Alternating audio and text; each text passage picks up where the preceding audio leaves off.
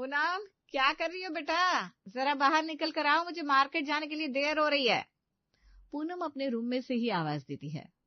Mummy जी, मैं बहुत ही अच्छी वेब सीरीज देख रही हूँ, निकल जाएगी, प्लीज आप यहाँ आकर बता दो ना। ये लड़की भी ना, अभी तक इसका बचपना नहीं गया, शादी को 2 साल होने को आए। बचपना नहीं मेरी भोली मम्मा, जब बिना कुछ करे ही मेवा मिल रहे हैं तो कोई कुछ क्यों करेगा भला, बताओ बताओ। तो बिना रिया, चल तू अपने कॉलेज के लिए निकल। और हाँ, लंच बॉक्स डाइनिंग पर रख दिया है, भूल मत जाना। और बाकी सबके लिए भी खाना बना कर रख दिया है, कहीं मुझे आते आते लेट ना हो जाए इसलिए। करो करो, लगे रहो मुन्ना भाई, नहीं सॉरी रीना भाई। रीना जी अपनी बेटी के मुंह से ये बात सुनकर हंसने लगती है। तो आइए आपको मिलवाते हैं आज इस परिवार से। ये परिवार है प्रयागराज में रहने वाले मिश्रा जी का। परिवार की फर्स्ट पर्सन के तौर पर रमेश जी और रीना जी हैं, जिन्होंने अपने परिवार को एक बगीचे की तरह सींच कर बड़ा किया है। रमेश जी प्रयागराज के पास के एक छोटे से गांव के रहने वाले थे। पढ़ाई के लिए बाहर आए और फिर यहीं के होकर रह गए, लेकिन उन पर कभी शहरी रंग चढ़ा ही नहीं। आज भी उनके घर में गांव के रिश्तेदारों का तांता लगा रहता है, लेकिन इसमें उनका भरपूर साथ दिया इस घर की अन्नपूर्णा रीना जी ने। अरे भाई, तुम्हारी तरह वो भी मेरी बेटी है, मैंने कभी तुझमें और उसमें भेद नहीं किया। और हाँ, अपना हर काम वो समय से कर लेती है, तो मुझे तेरी भाभी से कोई शिकायत भी नहीं है। अरे मम्मी, वो इस घर की बहू है, ये बात आपको कब समझ आएगी? बेटा रिया, हर बहू के कर्तव्य के साथ साथ कुछ अधिकार भी होते हैं। अभी उसकी भी उम्र तुमसे कुछ ज्यादा नहीं है। बस हाँ, ये है कि उसकी शादी उसके घर वालों ने जल्दी कर दी और वो हमारी गृह लक्ष्मी बनकर इस घर में आ गई। मम्मी, आप एक काम क्यों नहीं करती? आप एक मंदिर ही बनवा दो ना भाभी के नाम, पूनम देवी मंदिर, क्या ही बढ़िया लगेगा। तो रहने ही दे बेटा, तेरी और तेरी भाभी की इस खींचतान का मुझे कोई अंत दिखाई नहीं देता। मुझे मेरे परमात्मा पर पूरा भरोसा है कि वो एक दिन सब ठीक कर देगा, क्योंकि जैसे तुम रह रही हो अपनी भाभी के साथ, वैसे मैंने कभी सोचा ही नहीं था। मेरा सपना था कि मेरा परिवार ऐसा हो जिसकी मिसालें लोग समाज में दें। देखो मम्मी, फिर आपने मुझे ही गलत ठहरा दिया। चलो मैं चली कॉलेज, मुझे देर हो रही है। इधर रीना जी भी अपने मार्केट के काम के लिए निकल जाती है और इसी बीच आकाश और रमेश जी घर पर खाना खाने आते हैं। पूनम सबको सलीके से खाना खिलाकर रसोई साफ करती है। शाम का समय है, सब साथ में बैठकर चाय पी रहे हैं। आज बड़े ही दिन बाद सब साथ बैठा है, क्या रीना जी, सही कहा ना? हाँ, नहीं तो क्या। पिछले 2 साल इतने भाग दौड़ में बीते, पता ही नहीं चला। कभी आकाश की सगाई, कभी आकाश की शादी की शॉपिंग, और फिर हमारी बहू इस घर में आ गई। क्या पूनम? पूनम ये सुनकर मुस्कुराने लगती है। लव यू मम्मी जी। ये लगा मस्त वाला मस्का। क्या कहा आपने दीदी? मैंने क्या कहा? मैंने तो अपने ब्रेड पर मस्का यानी बटर लगा रही थी ना। आपको हमेशा कुछ और ही सुनाई क्यों देता है भाभी? ठीक है दीदी, सॉरी, मुझे कुछ और ही लगा। अच्छा मम्मी जी, आज हम बढ़िया से राजमा चावल बनाएं, बड़े दिन से बने नहीं है हमारे घर में। हाँ भाई, बना लो राजमा चावल। ये दिल्ली वाले लोग हैं, इनको हर रोज कहीं राजमा चावल, कहीं कड़ी चावल, कहीं छोले चावल, कहीं छोले भटूरे, तो कहीं छोले कुलचे चाहिए। अब चुप हो जा, तू भी पूरा दिल्ली का मेन्यू बताने बैठ गया। हाँ बहू, बना ले। पूनम मुंह बनाकर आकाश को चिढ़ाती है और चली जाती है। सब लोग हंसने लगते हैं। बड़ी ही खुश मिजाज बहू है हमारी, बड़े ही किस्मत वाले हैं हम। वाकई में जी, आप सही कहते हैं, क्योंकि घर की बहू से ही घर का माहौल बनता है। अब आजकल की बहू है, देख लो, बगल वाले गुप्ता जी की अभी जो शादी हुई थी ना, हाँ मोन्टू की ना, जो जनवरी में थी, उसी की बहू को आए हुए जुम्मे जुम्मे 6 महीने हुए, अभी से अलग चूल्हे के लिए हर रोज कलेश हो रहा है घर में। क्यों भाई, ऐसे भी क्या जिद? अलग चूल्हा क्यों चाहिए बहू को? अरे उसको चाहिए फ्रीडम, सास ससुर के साथ रहने से उसकी प्राइवेसी इफेक्ट हो रही है। क्या? ये कौन सी बात हुई भला? ऐसी भी क्या प्राइवेसी? धन्य है आज की जनरेशन। अब आज के समय में यही हर दूसरे घर की कहानी बन चुकी है जी। एक हम थे, जब हम 2 कमरे के घर में किराए पर रहते थे, तो जब भी मेहमान आते थे उनके लिए अपना कमरा छोड़कर बच्चों के साथ सब हॉल में सो जाते थे। हाँ पापा, सही कहा, वाकई में बड़ी मीठी यादें हैं वो हमारे बचपन की, है ना रिया? हाँ भैया, सही कहा। तो हमारी बहू भी क्या हमसे कम है? अभी पिछली बार ही देखो, जब हमने आकाश की शादी के बाद श्री भागवत जी का पाठ कराया था, तो कैसे उससे सबके साथ एडजस्ट किया था। आप हर बात में अपनी बहू की तारीफ लेकर बीच में आ ही जाती हो ना मम्मी। इतना कहकर रिया वहां से मुंह बनाकर उठकर चली जाती है। देख रही हो मम्मी, ननद भाभी की जोड़ी, जोड़ी या फिर दुश्मनी। चुप रहो आप दोनों। अरे कोई बात नहीं, वक्त के साथ सब ठीक हो जाता है। अभी दोनों ही ना समझ है। मैं चाहती हूँ कि मेरे घर में बस ऐसे ही हमेशा सुख शांति बनी रहे। तभी शाम को सारा खाना बन चुका होता है और पूनम बड़ा ही खुश होकर अपने राजमा चावल खाने की तैयारी कर रही थी कि अचानक से डोरबेल बजती है। सामने खड़े होते हैं 7-8 मेहमान जिन्हें देखकर रीना जी उनका आदर सत्कार करके अंदर लेकर आती है। पूनम जरा बाहर तो आओ, देखो कौन आया है। अरे यार, अब कौन आ गया? मुझे बड़ी जोर की भूख लग रही है। चलो देखना तो पड़ेगा चलकर अब कौन सा मेहमान आया है। वैसे मान न मान, मैं तेरा मेहमान, ये कहावत इस घर पर एकदम सही बैठती है। अब ये भी कोई समय है क्या किसी के घर जाने का? घड़ी 8:30 बजा रही है। अरे कहाँ रह गई पूनम? आई मम्मी जी आई। पूनम अपनी साड़ी का पल्लू संभालती हुई आती है और सबके पैर छूती है। बड़ी ही अच्छी बहू पाई है तुमने रीना, कुछ भी कहो, बड़े ही पुण्य की है तुमने। देखो आजकल की बहुओं को तो पैर छूने के लिए भी 6 बार कहना पड़ता है, लेकिन तुम्हारी बहू दिल्ली की है, दिल्ली इतने बड़े शहर की, फिर भी कितने अच्छे संस्कार है उसके।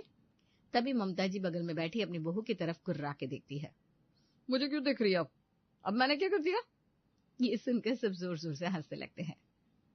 पूनम बेटा, तुम जाओ, जाकर सबके लिए पानी लेकर आओ। जी मम्मी जी। पूनम सबके लिए पानी लेकर आती है। सब बैठकर बातचीत करने लगते हैं। तभी रमेश जी और आकाश भी घर आ जाते हैं। अरे वाह भाभी जी, आप अचानक, बड़ी खुशी हुई आपको देखकर। कहाँ पहले हर हफ्ते आना जाना लगा रहता था, अब बहू वाली हो गई तो आना ही बंद हो गया। अरे नहीं नहीं, ऐसी कोई बात नहीं है देवर जी। अब बच्चे बड़े हो गए, पोता भी हो गया है, दादा दादी जो बन गए तो उसके साथ समय कब निकल जाता है पता ही नहीं चलता। हाँ हाँ, बहुत खुशी हुई सुनकर कि आपने मोनू को बेटा हुआ है। हाँ, मोनू को हम गोद में खिलाते थे और आज वही हमारा मोनू एक बेटे का बाप बन गया। अब आकाश तुम कब खुशखबरी दे रहे हो? अरे ताई जी बस सुना देंगे, ऐसे भी क्या चल रही है। अरे ये सब छोड़ो, अब खाने का समय हो रहा है। ताई जी और बाकी लोगों के खाने की व्यवस्था करो पूनम बेटा। जी जी, मैं देखती हूँ क्या बनना है। अरे मम्मी आप कहाँ जा रही हो? वो तो भाभी देख लेंगी, आप ताई जी के साथ बैठो ना। देखो ताई जी के मायके वाले भी हमारे यहाँ सालों बाद आए हैं। क्यों मामी जी, है ना? मुझे लगता है आप हमारे यहाँ मोनू भैया की शादी की शॉपिंग के टाइम आई थी, तब से आई नहीं। हाँ रिया बेटा सही कह रही है, तभी से नहीं आए, लगभग 5 साल तो हो गए, है ना दीदी? और नहीं तो क्या, बस 2 महीने बाद 5 साल हो जाएंगे। रीना जी बैठी यहाँ थी, लेकिन उनका पूरा ध्यान रसोई घर में था, क्योंकि वो अच्छे से जानती थी रात को 9 बजे 8 लोगों का खाना एक साथ बनाना पूनम के लिए इतना आसान नहीं है। लेकिन वो रिया की बातों को भी अच्छे से समझ रही थी कि आखिर वो ये सब क्यों कर रही है। इधर पूनम का हाल बेहाल हुआ जा रहा था। तभी उसे सासू माँ आती हुई दिखाई दी तो जान में जान आई। थैंक यू मम्मी जी, आप आखिरकार आई गई। मेरी तो टेंशन के मारे जान निकली जा रही थी। मैं तुम्हें अकेले कैसे छोड़ सकती हूँ? आखिर तुम इस घर की बहू हो, इस घर की इज्जत, यानी कि हमारी भी इज्जत। चलो अब जल्दी से फटाफट खाना रेडी करते हैं। वाकई में मैं बहुत किस्मत वाली हूँ जो मुझे आपकी जैसी सास और ये ससुराल मिला। तभी रिया वहां आती है। हाँ, अगर मेरी माँ जैसी सास हर लड़की को मिल जाए तो हर कोई अपने आप को किस्मत वाला ही मानेगा।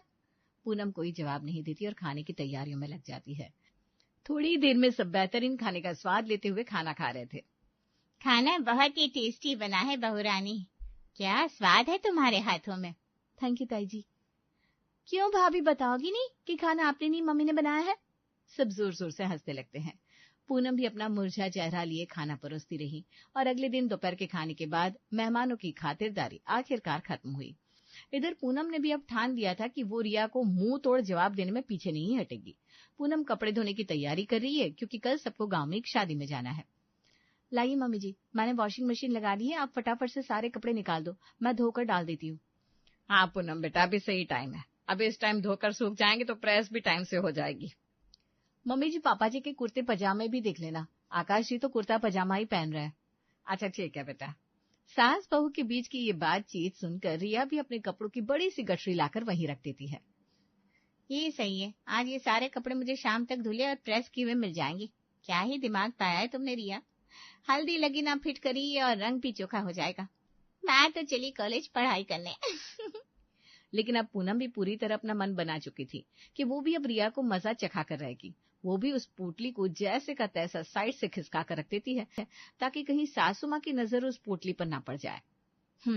अब देखते हैं कौन जीतता है कौन हारता है। ननद रानी, तुम मुझे अभी तक बेवकूफ समझ रही थी ना? अरे मैं दिल्ली की हूँ, दिल्ली की। अपनी पर आ जाए तो धोती फाड़ कर रुमाल कर देते हैं। शाम को 7 बजे रिया घर में घुसती है। उससे पहले घर के सब लोग आ चुके हैं और घर में कल की शादी में जाने के लिए बड़े जोर शोर से तैयारियां चल रही है। चलो मैं भी अपने रूम में जाकर अपना बैग पैक कर लेती हूँ। कहाँ चलती रिया? कहीं नहीं मम्मी, बस अपने रूम में अपना बैग पैक करने जा रही थी। चल पहले खाना खा ले, फिर बैग पैक करना, क्योंकि हम लोग भी अब किचन से फ्री होकर अपना सामान पैक करेंगे, फिर सुबह जल्दी भी तो उठना है। ठीक है मम्मी, लाओ पहले खाना दे दो। सब खाना खाते हैं, तब तक रात के 9 बज जाते हैं और रिया अपने कमरे में जाकर अपने धुले कपड़े ढूंढने लगती है। धुले हुए कपड़े तो तब मिलेंगे ना जब कपड़े धुले होंगे। मम्मी कहाँ है? कहीं नहीं दिख रहे। क्या बेटा? धुले कपड़े। कौन से कपड़े? अरे मम्मी, जो कपड़े मैंने आज धुलने के लिए दिए थे वही। मैंने तो तुम्हारे कोई कपड़े आज नहीं देखे धुलते हुए, क्योंकि बहू ने धोए थे, लेकिन उठाए तो मैंने ही थे सूखने के बाद। क्या मम्मी, सच में मेरे कोई कपड़े नहीं धुले? हे भगवान, अब मैं कल क्या पहनूंगी? अरे रो क्यों रही है? अपनी भाभी से पूछ, शायद उसको पता हो। रिया दौड़ते हुए अपनी भाभी के कमरे में जाती है, ठीक उसी तरह एक उम्मीद लिए जैसे महाभारत के युद्ध में पांडव श्री कृष्ण के पास जाते हैं, लेकिन पांडवों की उम्मीद तो पूरी हो जाती है। अब यहाँ देखते कि रिया की उम्मीद का क्या होता है। भाभी, आपने मेरे कपड़े धोले क्या? कपड़े? कौन से कपड़े दीदी? अरे भाभी, आप तो ऐसे रिएक्ट कर रही हो जैसे आपको पता ही नहीं है। दीदी, आपने मुझे कुछ बताया था क्या जो मुझे पता होगा? क्या आपको वहां इतनी बड़ी पोटली दिखाई नहीं दी? अरे हाँ, पोटली तो दिखाई दी थी। वो आपकी थी क्या दीदी? मतलब आप मेरे मजे ले रही हो ना भाभी? दीदी, जैसे आप लेती थी ना अभी तक, बस नहले पर दहला दिखती जाओ। अब हर रोज रीना जी के घर में चूहे बिल्ली का खेल चलता रहता। कभी बहू भारी पड़ती, कभी बेटी, लेकिन इसका अंत कब होगा ये पता नहीं था। फिर एक रोज रीना जी अपने पति रमेश जी के साथ अपने कमरे में बैठी हुई थी। पता नहीं ईश्वर, मेरे इस घरों देखो किसकी नजर लग गई। एक हंसता खेलता परिवार था मेरा, अब तो थक रही हूँ मैं इससे। मुझे अपने प्रभु पर पूरा भरोसा है रीना जी। हमने कभी किसी के साथ बुरा नहीं किया तो हमारे साथ भी बुरा नहीं होगा। ये बस बादल है कुछ देर के, फिर कुछ ही दिन में उजले बादल निकलेंगे। भगवान करे ऐसा ही हो। इतना कहकर रीना जी रमेश जी के कंधे पर सर रख लेती हैं और उनकी आंखों से 2 आंसू लड़क जाते हैं। फिर एक दिन रिया के पास उसके बड़े फूफा जी का फोन आता है, जो स्वभाव से ही बड़े गंभीर और कड़क थे। हेलो रिया बेटा, कैसे हो? प्रणाम फूफा जी, मैं बहुत अच्छी हूँ, आप कैसे हो? अरे बेटा, मैंने तेरी माँ को कई बार फोन किया लेकिन उसका फोन लगा ही नहीं। हाँ फूफा जी, मम्मी ना मौसी जी के यहाँ गई है, उनके यहाँ थोड़ा सिग्नल प्रॉब्लम रहता है। आप मुझे बता दीजिए, मैं मम्मी को बता दूंगी।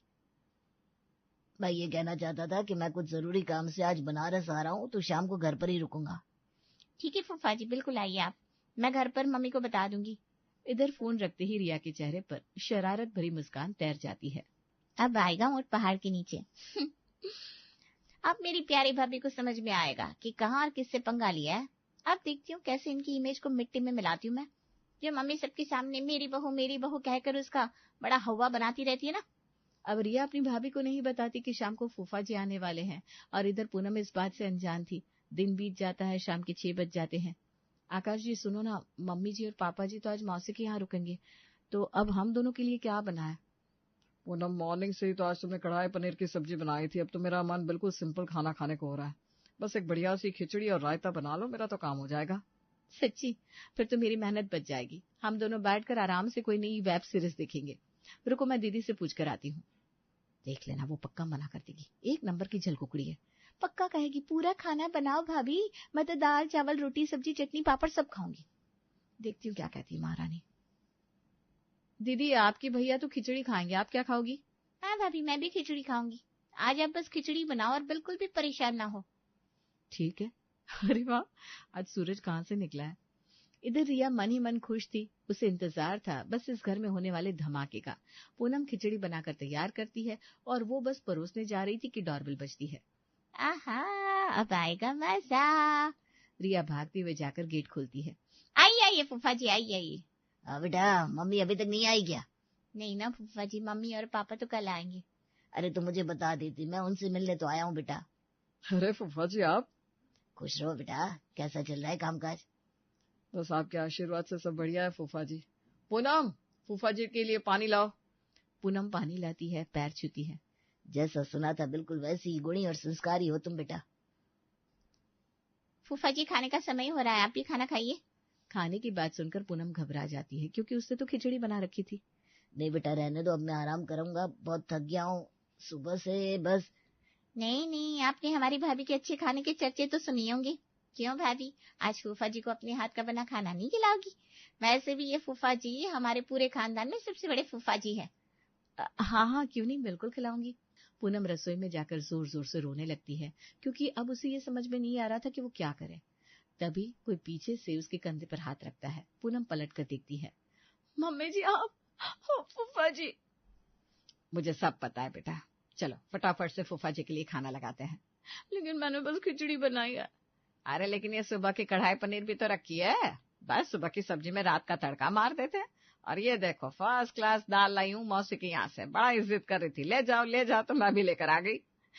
हाँ मम्मी जी मैंने रायता तो बनाया है। वाह पूनम, फिर तो मजा ही आ गया।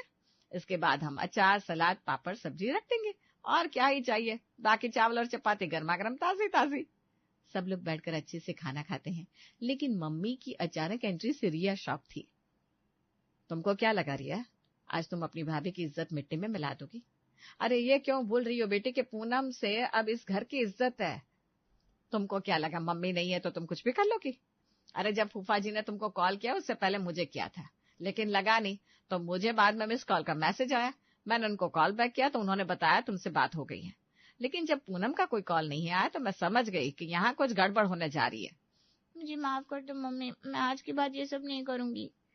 रिया, मुझे अब तुम्हारी तरफ से कोई भी गलती होती हुई दिखनी नहीं चाहिए। तुम दोनों मिलजुल कर अच्छे से रहो, नहीं तो समझ लेना दोनों को घर से निकाल दूंगी। ये सुनकर रिया और पूनम बहुत जोर जोर से हंसने लगते हैं और एक दूसरे के गले लग जाते हैं।